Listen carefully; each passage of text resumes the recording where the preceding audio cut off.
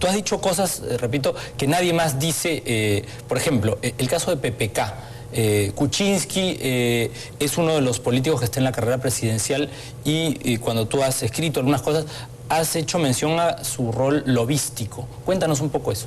Bueno, yo no soy la descubridora del lobismo de Pedro Pablo Kuczynski, está en su hoja de vida, digamos, empresarial, no sé si es la misma que usa para presentarse como candidato. Primera curiosidad que tengo es un hombre tan mayor, ¿por qué quisiera llegar a la presidencia? O sea, es una cosa extraña para mí. Pero en estos días ha habido un asunto interesante que ha pasado, como siempre pasan las cosas importantes por debajo del radar, ¿no? Porque apenas hay algo que puede levantarse y no se le golpean la nariz a Otar o le regalan las billeteras a no sé quién. Hay cortinas de humo, ¿no? Hay cortinas de humo que son las que salen en los periódicos.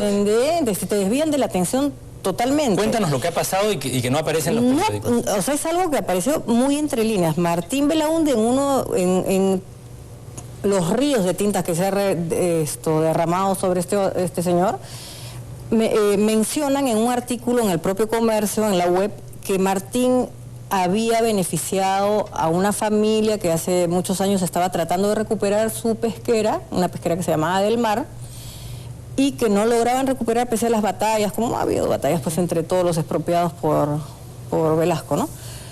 Y Martín se acerca a ellos, les dice, yo les puedo recuperar la empresa, que ya no tenía pues ni fábrica ni bolicheras, pero podían seguir batallando para recuperar la cuota de pesca.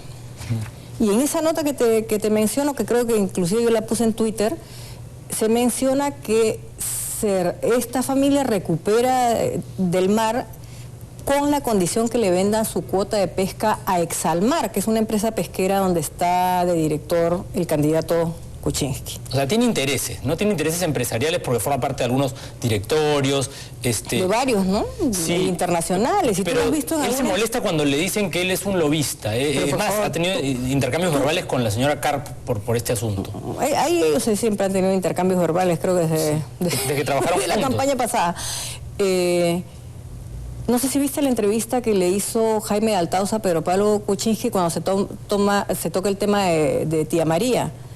Y Pedro Pablo ahí da una cátedra, pero más o menos de gerente de imagen institucional de Tía María. Explica todo el proceso, que no va a pasar nada. O sea, son cosas que un candidato no debería hacer, me parece. O sea, el presidente no puede estar tan identificado, comprometido con intereses empresariales, dices tú. Yo pienso, ¿no?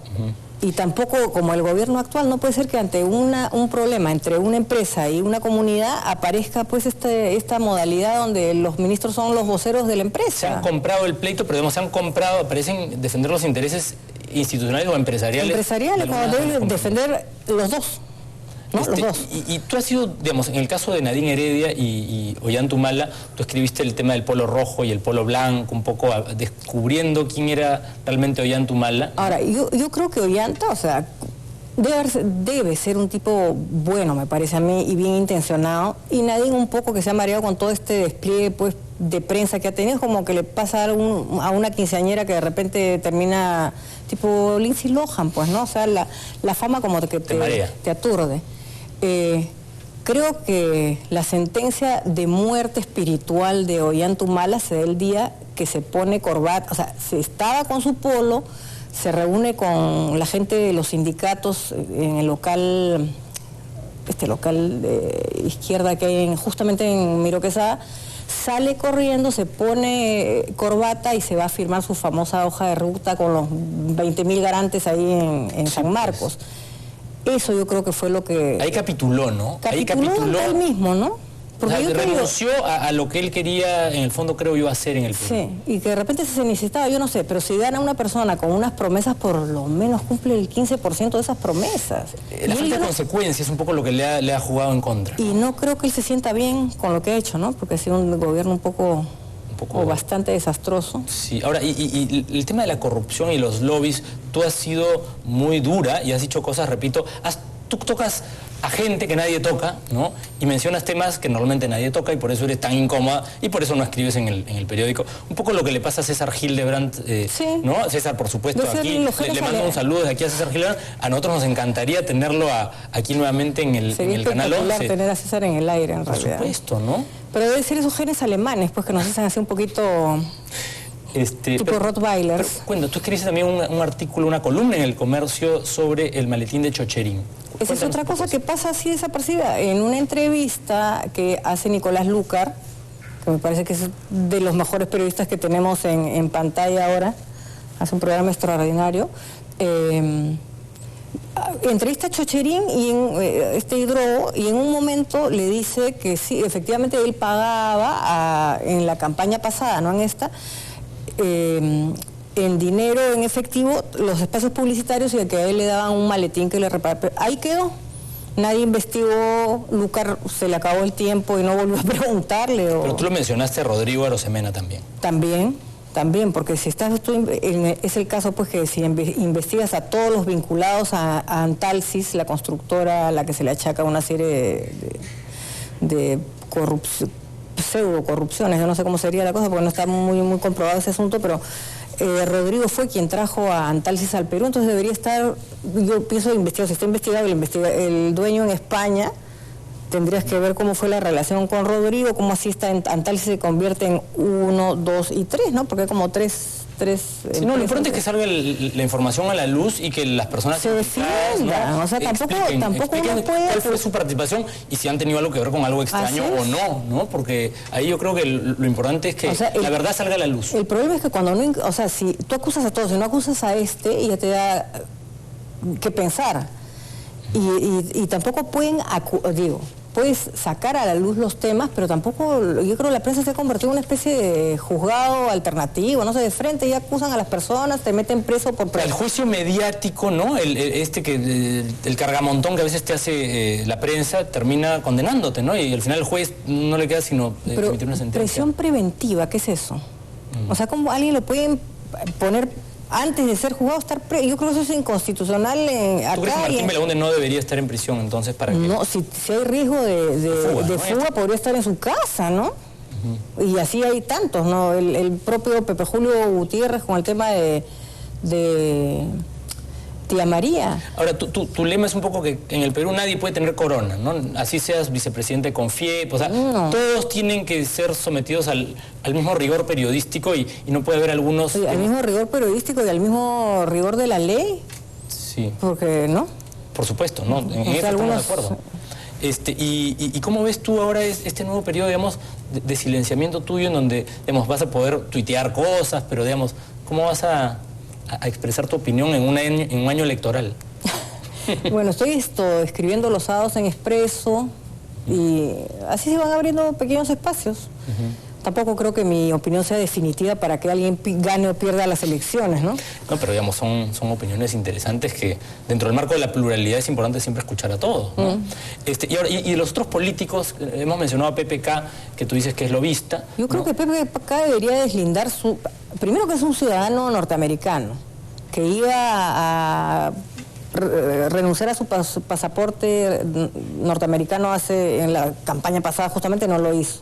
Ahora, si vamos a tener candidatos de doble nacionalidad, podríamos escoger un montón, ¿no? Quizá mejores que PPK. Los otros candidatos que tienes, Alan García. Sí, que está teniendo todos estos líos con los petroaudios y más que los petroaudios, con estos temas de los narcoindultos. ¿Qué piensas tú de lo que va a pasar o lo que está pasando con Alan García y los apristas? Alan García es un gran político, ¿no? No creo que haya mejor candidato en el Perú que Alan García. Y habrá que esperar qué pasa con el Poder Judicial, que encuentran y qué deciden. Ahorita Alan lo veo que está con gran antivoto, en las encuestas creo que es el que presenta mayor antivoto, pero es un hombre pues de hablar y conquistar a la gente, ¿no? Y en el caso de Keiko, por ejemplo, porque el otro día conversaba con un analista y me decía, ella tiene un partido o una aceptación que es como la de una persona que tiene un departamento con un problema arquitectónico, que tiene un techo y un piso muy pegaditos, ¿no? O sea, que el techo y el piso casi que se juntan. ¿Qué puede ocurrir ahí? Ahora, Keiko es una extraordinaria candidata, creo, y después del desastre de Ollanta, o sea, mucha gente que creyó en Fujimori en los 90 terminó votando por Ollanta, ¿no? Porque prometía algunas cosas. El orden, ¿no? El que sea militar, ¿no? Así es.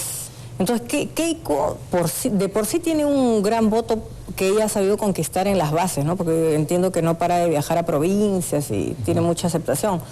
Pero también tiene esta herencia, para bien o para mal, de lo que fue su papá. Claro. Entonces tiene un voto duro, eso sí es un voto duro, ya es cuestión de ella de aparte del voto duro que tiene, ganarse a otras personas de centro y de derecha, ¿no? ¿Y qué otros personajes hay, digamos, en la política? Porque están estos como que posicionados ahí, bueno, Toledo, que también está golpeado por las investigaciones de Coteva, pero ¿qué piensas tú del resto de políticos? Porque hay un sector de la población que no quiere más de lo mismo. ¿Hay espacio, crees tú, para alguien? No, yo creo que el Perú ya debería ir madurar, o sea, los peruanos tendríamos que madurar y ir tratando pues que queden en el Perú 3 o 4 partidos importantes, ¿no? El APRE es uno de ellos. El fujimorismo se está convirtiendo, bueno, Fuerza Popular, ¿no? Se está convirtiendo en un partido institucionalizado, fuerte, yo no sé. Y lo que yo no entiendo es cuando entra, o sea, si tú tienes acá al APRA, que es centro izquierda o centro, y tienes un fujimorismo que es centro o un poquito centro derecha, pero se va. ¿Por qué entra la derecha a tratar de romperlo? ¿Me entiendes? O sea, yo entendería que PPK, el Pastor Lai, Acuña, que se sume a alguno de estos dos grupos. Cada uno quiere su Tú tendrías que tener al APRA un acuerdo entre el fujimorismo y el resto de partidos, ¿no? Y a la izquierda por su lado. A ti, un sector de la izquierda, ¿no? Te alucina, ¿no? Digamos, los caviares, digamos, los caviares, pues los falsos. La verdadera izquierda nunca he tenido problemas. Porque es curioso, porque si tú defiendes verdadera, porque ¿no? cuando tú defiendes a la señora Máxima Acuña, ¿no? Frente a Yanacocha, en el comercio, digamos, y nadie más la defiende, tú dices, oye, Marta Meyer, ¿dónde está? ¿No? O sea, ¿cuál es su línea de pensamiento? Mi línea de pensamiento es la justicia para todos por igual, ¿no? Y la verdad, ¿no? Y la verdad, pero la justicia, yo te digo, ¿por qué? O sea, si alguien viene a mi casa con un tractor y me la tira abajo, ese señor que vino con el tractor y el dueño del tractor y el que mandó al tractor terminan presos. En el caso de Chaupe la golpean, le roban sus propiedades, hasta los cuyes le han robado, o sea. Ahora, y regresando al tema periodístico o de la multimedia y lo que pasó contigo, tú has dicho cosas de George Soros y te han dicho, además Fernando Bergamín ha dicho que tú has difamado a través del periódico. Yo no difamo, o sea, primero... Eso es lo que él dice, ¿no? Él dice que o sea, tú has aprovechado el periódico para difamar. Él lo que dice es que hay, en ese artículo que él censura, que habían dos inexactos. No, dos ideas potencialmente difamatorias. O sea, acá no hay potencialmente nada. O se difama o no se difama. No eres potencialmente hombre o potencialmente mujer. Eres algo, claro, ¿no? Y lo que yo menciono es conocido por todo el mundo. George Soros es un hombre que invierte dinero para que se legalicen las drogas a lo largo y ancho de Latinoamérica y Estados Unidos. Y es un especulador financiero conocido. O sea, ¿te ratificas entonces en tu posición? Pero si lo dice el propio Soros, te das cuenta.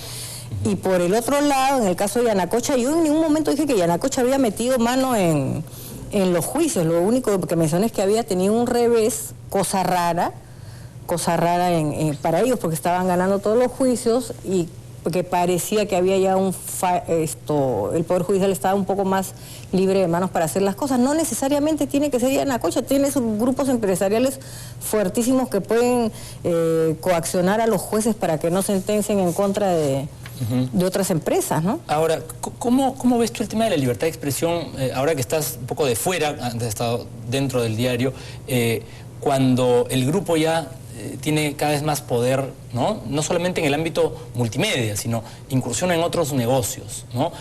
Ahí hay que ser doblemente cuidadoso, ¿no? Porque pueden haber ocasiones en donde se chocan los intereses de estas corporaciones que forman parte de la gran corporación con los intereses que tú mencionabas al inicio, periodísticos, de saber la verdad. ¿Cómo lograr eso? Felizmente que los diarios están bastante aislados de esos otros negocios que pueda tener ahora el grupo, ¿no? Que son más además son entretenimiento, básicamente, con IPARC, ¿no? Y estas cosas, ¿no? Entonces y hay imprentas pequeñas, son directores distintos, entonces no hay esa colisión. Sí, yo por lo menos y varios de mis parientes, porque tampoco es que son 3 dueños del comercio, ¿no? Somos tiene un accionariado bastante grande. No nos gusta mucho que los intereses propios nuestros puedan colisionar con la libertad de expresión. Claro, pero en el caso es súper delicado. Y termina dañando, ¿te das cuenta? Porque muchas veces dicen que José Graña, tal cosa, falso. Claro, que Graña y Montero falso. No se mete. Tú podrías... Yo soy acá que me queman la mano. No, no. Esto, porque eso lo daña a él, ¿te das cuenta? Pero cuando, digamos, en el caso de Perú 21, Juan José Garrido dirige este periódico y tiene una línea que es su línea. ¿Tiene una línea?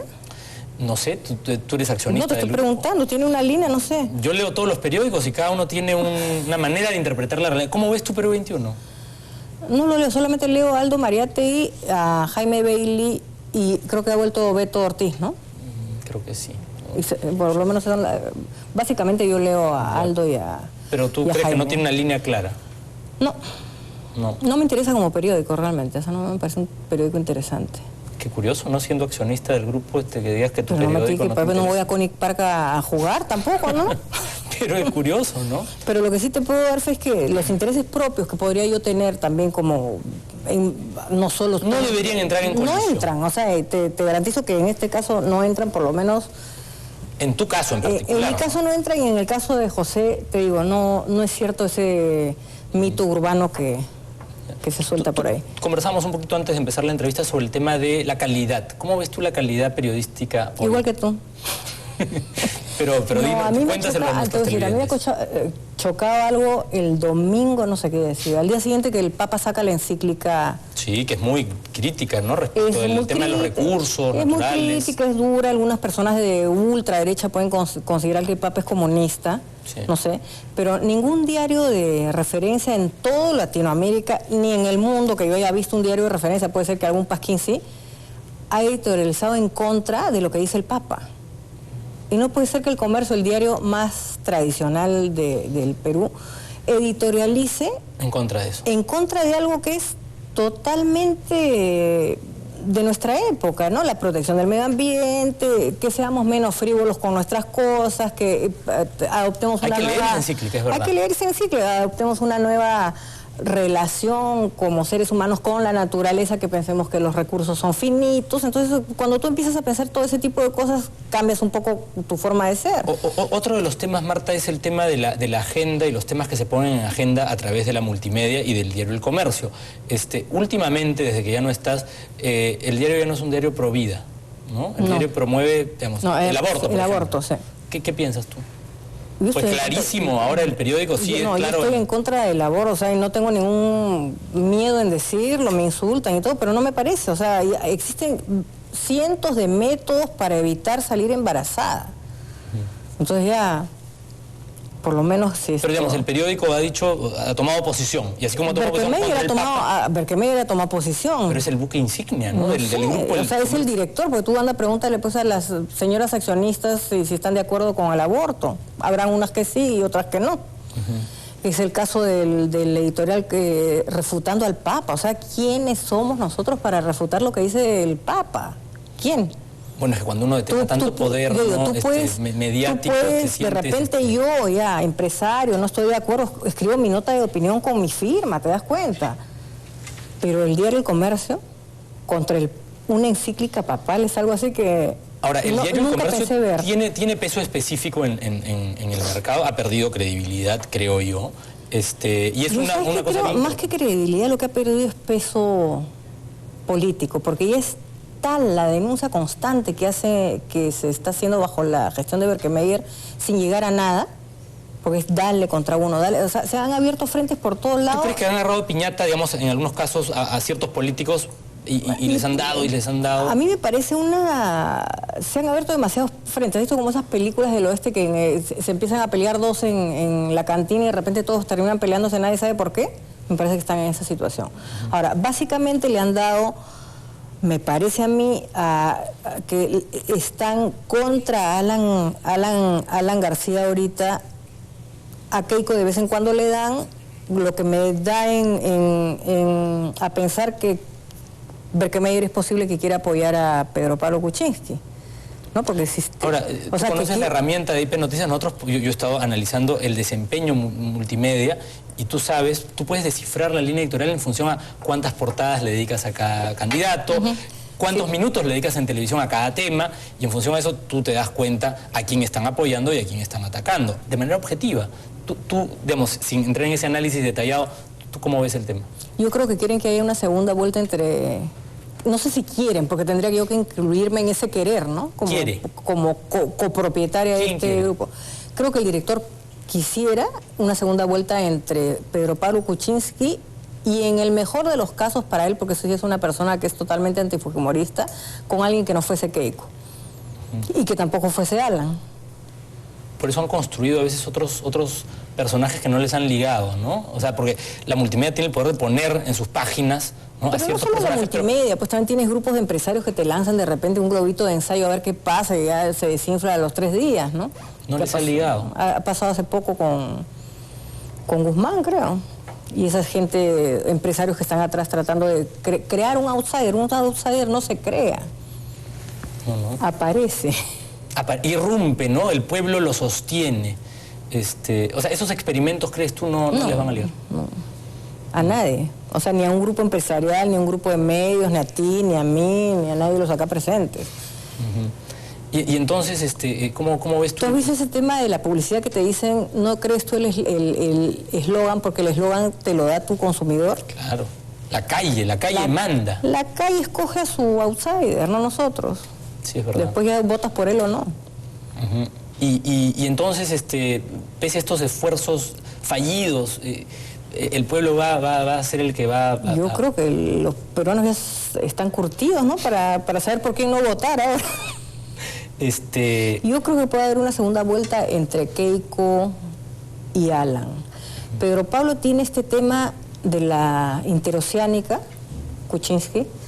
Fue él quien como ministro de Economía le quitó el SNIP al tema, ¿no? Entonces, el asunto de Odebrecht es un tema que en Brasil ha traído consecuencias tremendas. Los presidentes de Camargo y Correa y de Odebrecht están... Andrade Gutiérrez. Y bueno, y en Perú todavía no pasa nada a nivel político. Ya pasará, pues, ¿no? Ya pasará. Pero el tema claro que deberíamos recordar es quién le quitó el SNIP a la carretera que estaba en cuestión, que inflaron los precios, creo que llegaron hasta 4.000 o 5.000 millones. Sí, el otro día presentamos aquí la información con gente de Convoca y bueno, sí, pero fue Kuczynski, pues, cuando fue ministro de Economía de Toledo. Vamos a hacer un último bloque, Marta, para seguir conversando. Vamos a ir entonces, amigos, a una pequeña pausa y volvemos con Marta Meyer Miro Quesada en esta entrevista exclusiva. Ya volvemos.